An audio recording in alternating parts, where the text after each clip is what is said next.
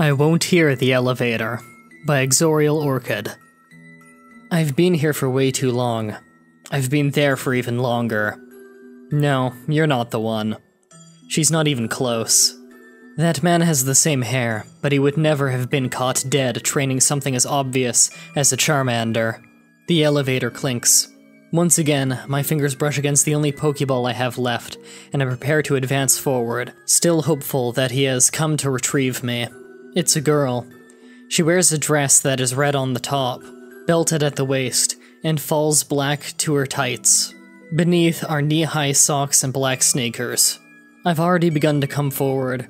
Hearing my faded black Mary Jane shoes padding on the wooden floor, the girl turned slightly and started. Having no chance to dissolve, I simply say, "No, you're not the one," and walk to the wall.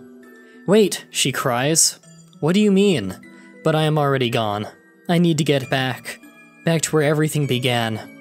Back to where his memory was still tangible in the very air. Hotel Rishisim.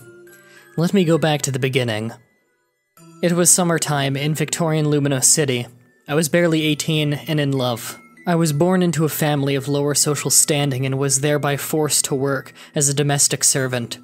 Each morning, I donned a short, yet conservative black dress and walked to the home, hand in hand with my loyal Gothoria. We would dance together down the street. Musicians played, pseudo-noblemen lounged outside the many cafes, go-goat ferried people down the street, and starving houndour scurried about, searching for scraps amongst the bits and pieces of trash which littered the streets. Although I lived a dull life, I took solace in the only two beings I related to. My Gorthorita had been hatched the same day I was born. We were both orphans. My mother died in childbirth, and the Pokémon, with few exceptions, raised themselves. We had had each other, and that was it. Until I turned 15. A normal child of my age would have been prepared for marriage at that age. But I had no father to arrange one for me. Instead, I began to work for the Chignon family as a housekeeper, and I resigned to live my life as a spinster. They were Colovian nobility, and I quickly fell in love with their son Gabriel. He too showed signs of attraction to me.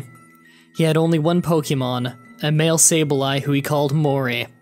As I worked, Gorthorita spent hours playing in the courtyard with Mori.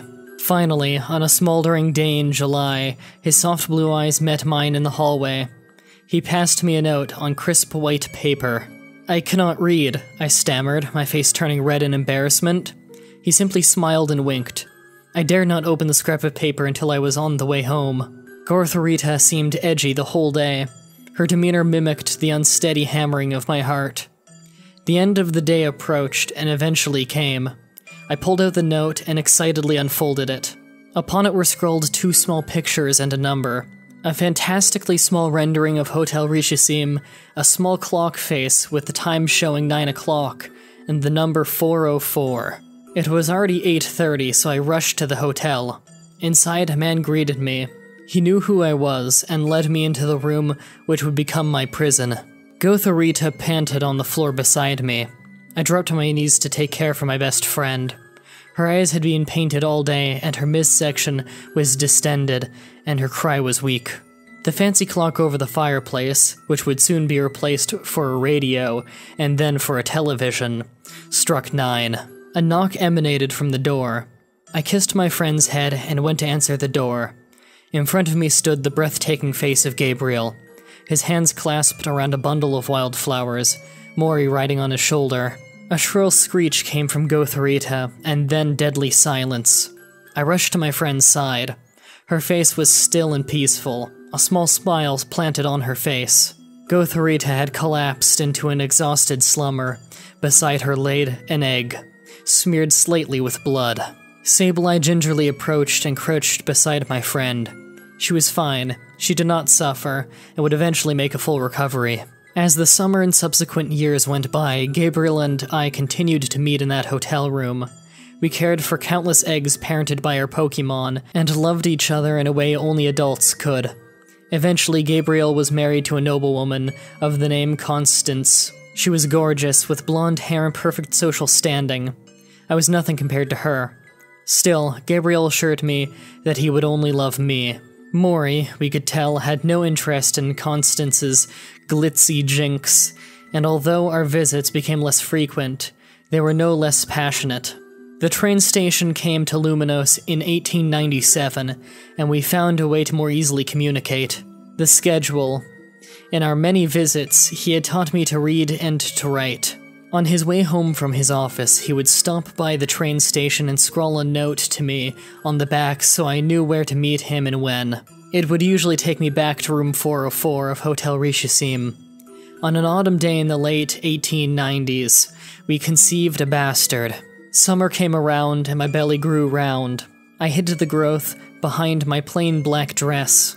As my day grew closer, Gorthra laid her final egg and prepared to hatch it. As I worked on a sweltering June day, a pain in my belly caused a sweat to break out of my forehead. It was happening. Gabriel knew by my face when he had returned home for lunch. He instructed Constance to let me off a few hours early, and I was grateful. I hurried to Luminos Station to check for a message. Contractions were far enough apart that I was only in pain, not a hurry. A message was scrawled in a messy text. "I'm going to go for help. Wait in the usual place." The usual place. Room 404. Hotel Richissim. Outside, I hopped aboard a lingering go-goat, deposited 20 Pokéyen into the small pouch around its neck, and instructed it to bring me to the hotel. I would never see Gabriel again. In our room, I gave birth to a girl who I named Antoinette. She cried feebly once, and passed away in my arms. Tears smeared down my cheeks, and peppered my baby's bloody face. Next to me, Gothra's warm, trembling egg grew still and cold. Her Gothrita baby popped out, dead before it could even fall to the bedspread. Things grew dark from there on. I lost my will to live. My baby, dead.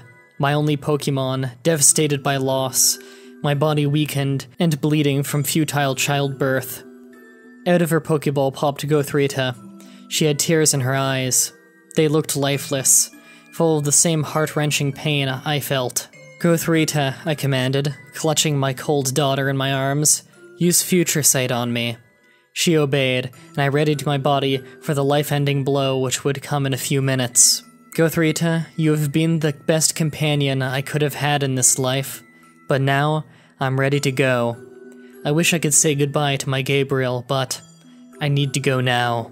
As I uttered the final word, Future Sight took hold of my body. It tangled my insides, scrambled my brain, and severed my shattered heart.